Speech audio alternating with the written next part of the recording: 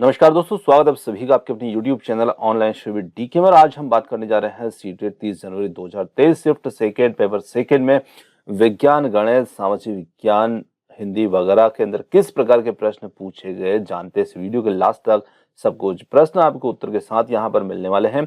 और यहाँ पर यदि आप पेपर फर्स्ट की भी तैयारी कर रहे हैं तो यहाँ पर इस वीडियो के अंदर जा करके आप 28 दिसंबर 2022 से लेकर 24 जनवरी 2023 तक के सारे प्रश्नों का एनालिसिस एक साथ एक वीडियो में देख सकते हैं, वो भी उत्तर के साथ में। चलिए, और यहाँ पर इस प्रश्नों की यदि पीडीएफ आपको चाहिए तो यहाँ पर आप अपनी ऐप पर अभी जा सकते हैं, जिसका लिंक नीचे डिस्क्रिप्शन में मिलेगा और इस नाम से यहाँ पर ये रहेगी।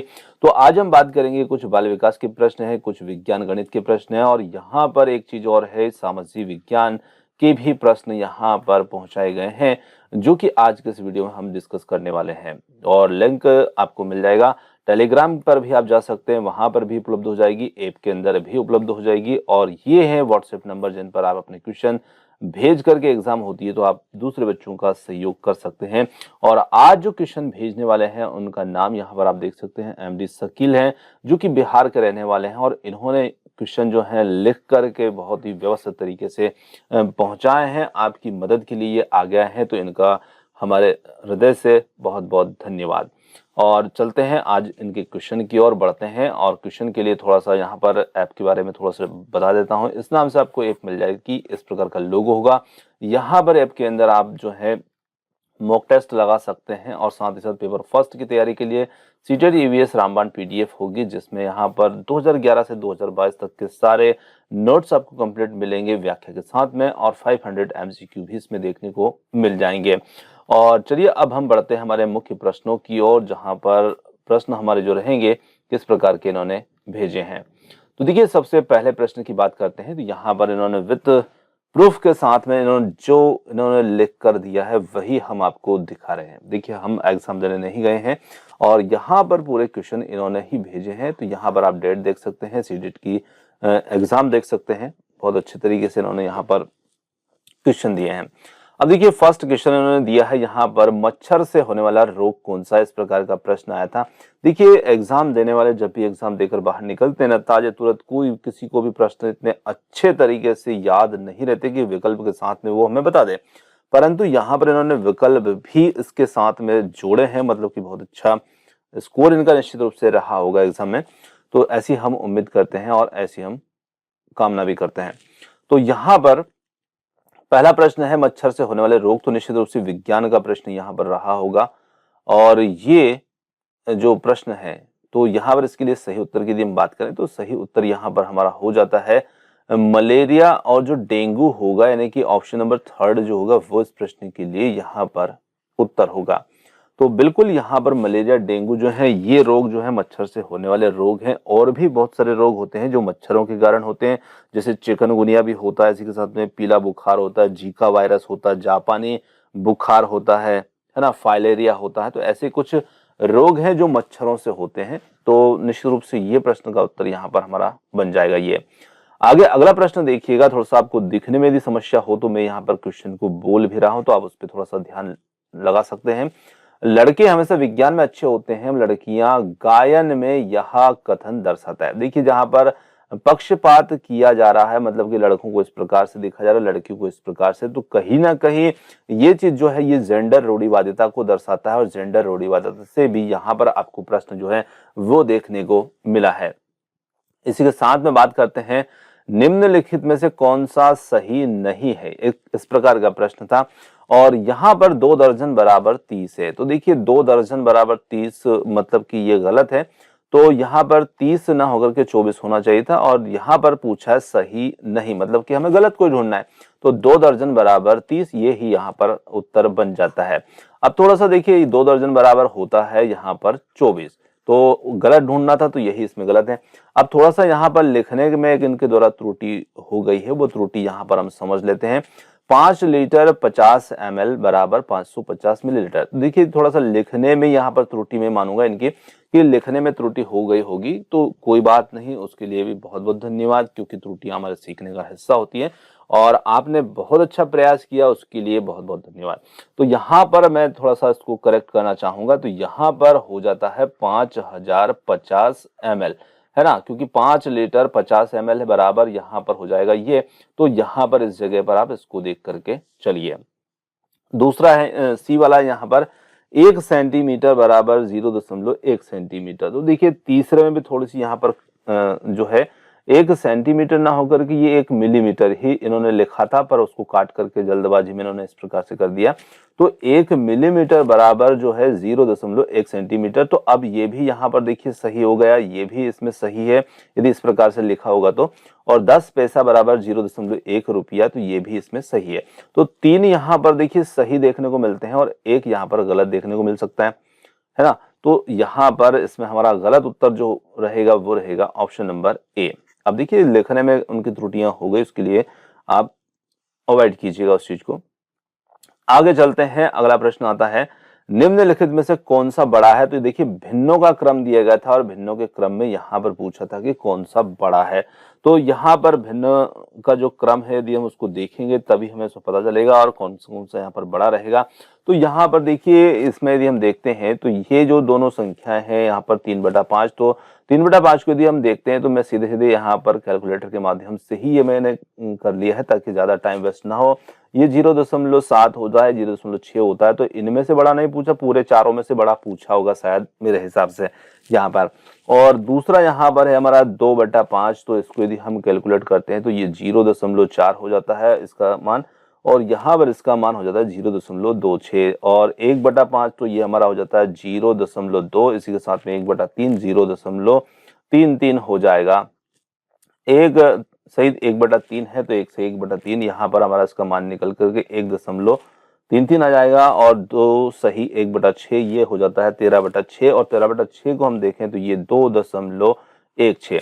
अब देखिए यहाँ पर पूछा गया होगा कि इनमें से कौन सा बड़ा है, तो यहाँ पर डी वाला जो विकल्प होगा भिन्नों का, ये निश्चित रूप से इसमें बड़ा रहा होगा। आप उनके चिन्हों पर मत जाइएगा, है ना, क्योंकि ये जल्दबाजी में ऐसा हो सकता है कि लिखने में थोड़ी सी कुछ त्रुटि क्रम विकल्पों को रखने में हो गई होगी।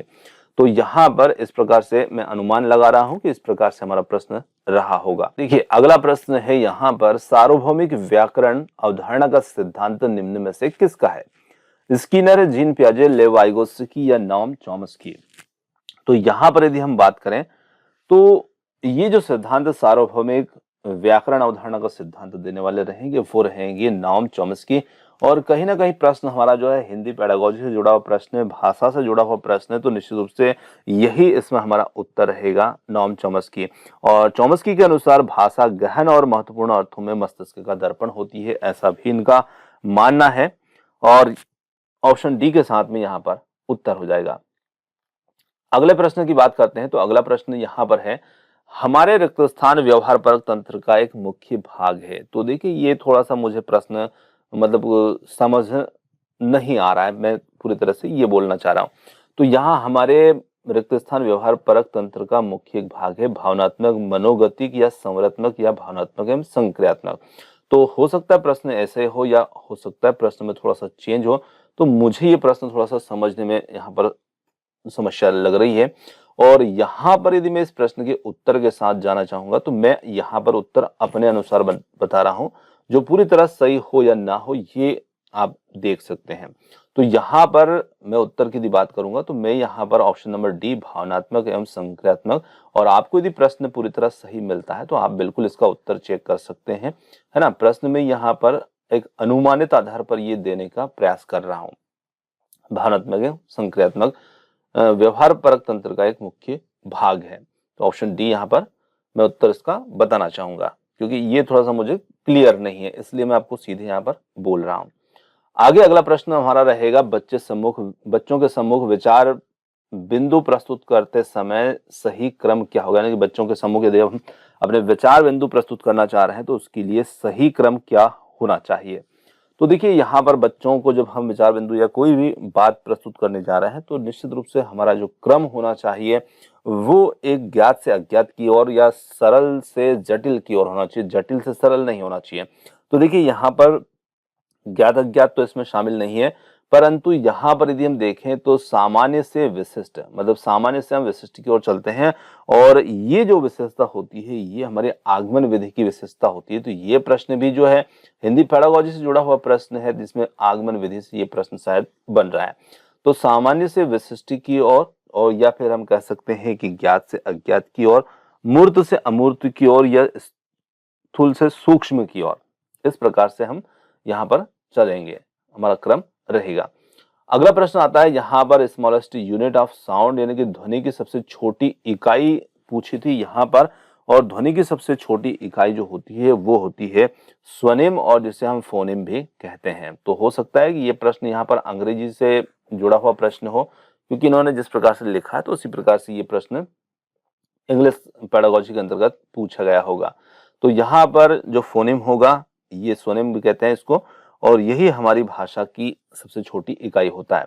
अगला प्रश्न है यहाँ पर the concept of LED is direct, मतलब कि यहाँ पर जो कॉन्सेप्ट एलईडी है ये किससे जुड़ा हुआ होगा, ऐसा शायद यहाँ पर प्रश्न होगा।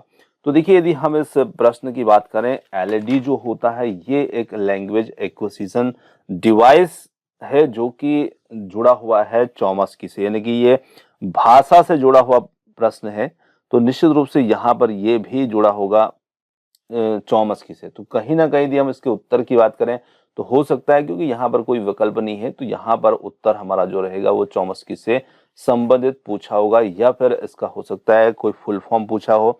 तो यदि फुल फॉर्म की बात करें तो फुल फॉर्म जो होता है हमारा लैंग्वेज एक्विजिशन डिवाइस के रूप में हो सकता है, या फिर भाषा मनोवैज्ञानिक से पूछा होगा। तो इस प्रकार से ये हमारा उत्तर हो जाएगा। तो आई होप कैसा भी क्वेश्चन रहा हो तो मैंने दोनों तरीके से आपको बताने का इसका प्रयास किया है। आगे बात करते हैं तो अगला प्रश्न देखिए, यहाँ पर सामाजिक विज्ञान के कुछ प्रश्न हैं और इसमें प्रश्न है निम्नलिखित में से कौन सा क्षेत्र भारत में सबसे अधिक रोजगार प्रदान करता है।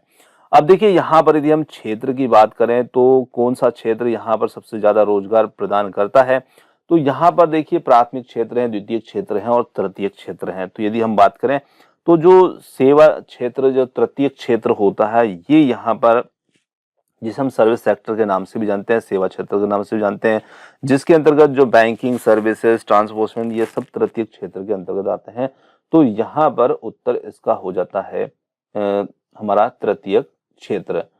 तो तीसरा विकल्प इसमें उत्तर होगा। अब देखिए यही प्रश्न एक दूसरे तरीके से जब मैंने इसको थोड़ा सा सोचा या ढूंढने का प्रयास किया तो एक थोड़ा सा दूसरे तरीके से भी इसका उत्तर मिला है, वो भी मैं आपको बताने का प्रयास करूंगा और आप अपने प्रश्न के अनुसार वहां पर उत्तर को डिसाइड कर सकते हैं कि कौन सा उत्तर इसके लिए यहाँ पर सही होगा।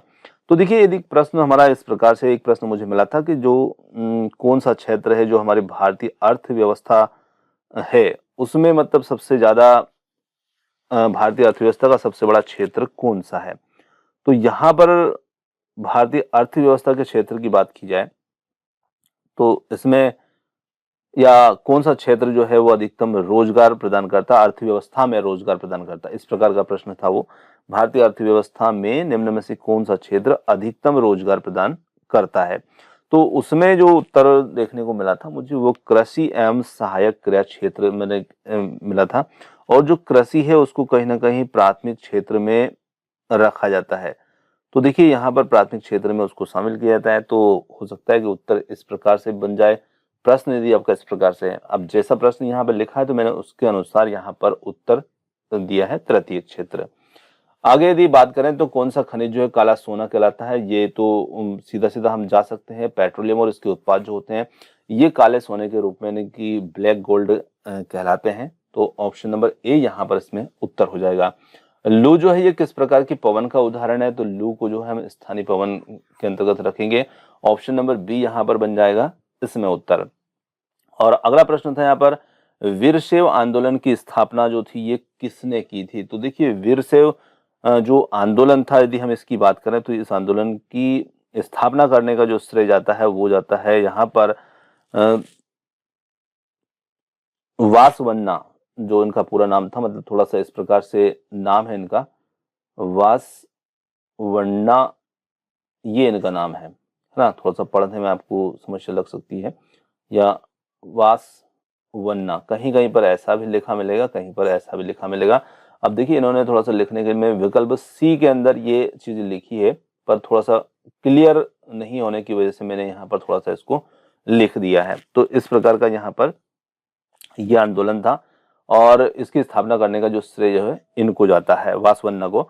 और कहीं कहीं पर इनका यदि हम नाम देखते हैं तो इनका नाम जो है ये बसवेश्वरा के नाम से भी जाने जाते हैं, यानी कि दो नाम इनके देखने को मिलते हैं, जो कि बसवेश्वरा नाम भी इनका है। और ये 12वीं सदी में रहने वाले, जो हमारे कर्नाटक राज्य में रहने वाले एक ब्राह्मण परिवार में इनका जन्म हुआ था, और ये आंदोलन जो था इन्होंने इसकी स्थापना की थी।